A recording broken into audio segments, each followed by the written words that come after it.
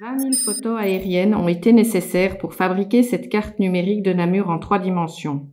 Cette carte visualise les quelques 45 000 habitations que compte la ville et calcule notamment le potentiel photovoltaïque de chaque toit en fonction de sa surface et de son orientation. Seuls 7% du potentiel photovoltaïque namurois sont exploités. Les 93% restants, on ne parle ici que des toits bien orientés avec un bon rendement, constituent un véritable gisement énergétique pour la ville. En puissance, cela équivaut à 80 éoliennes.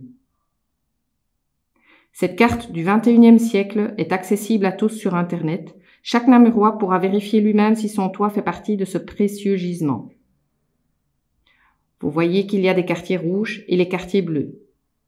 Nous pouvons en effet tirer une autre information intéressante de cette nouvelle maquette numérique en 3D, l'isolation des bâtiments. Une partie des photos aériennes a été effectuée de nuit, dans l'infrarouge, pour réaliser ce que les spécialistes appellent une thermographie de la ville. Quand un bâtiment est mal isolé, la chaleur s'échappe du toit, il apparaît alors en rouge sur la carte. Au contraire, il est bleu quand le toit est bien isolé, le vert et le jaune étant des situations intermédiaires. La carte générale de Namur fait apparaître des contrastes marqués entre des quartiers très rouges et des quartiers plutôt verts, tirant sur le bleu. Globalement, le centre-ville est moins bien isolé que la périphérie. Cela tient à l'âge du bâtiment, mais aussi à sa fonction. C'est aussi une question de profil socio-économique des habitants. Les quartiers moins riches, où il y a davantage de locataires que de propriétaires, sont moins bien isolés que des quartiers plus aisés de la périphérie. Mesurez l'impact des nouvelles constructions. La nouvelle maquette 3D de Namur fonctionne avec des techniques de navigation assez ergonomiques. Il suffit d'encoder une adresse pour se retrouver comme un oiseau au-dessus des toits et visualiser un immeuble, les autres bâtiments de la rue ou tout un quartier.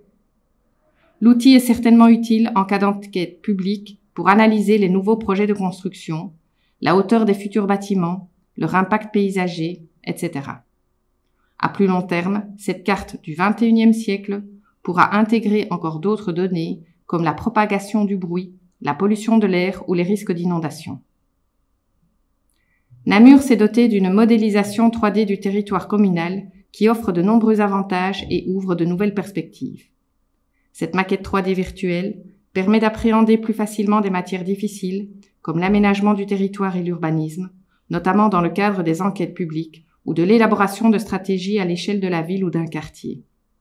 La plateforme présente également les données de thermographie aérienne ainsi que le potentiel photovoltaïque pour chacun des bâtiments du territoire communal. Cette plateforme est accessible au public via le lien www.pavillon-namur.be/3D.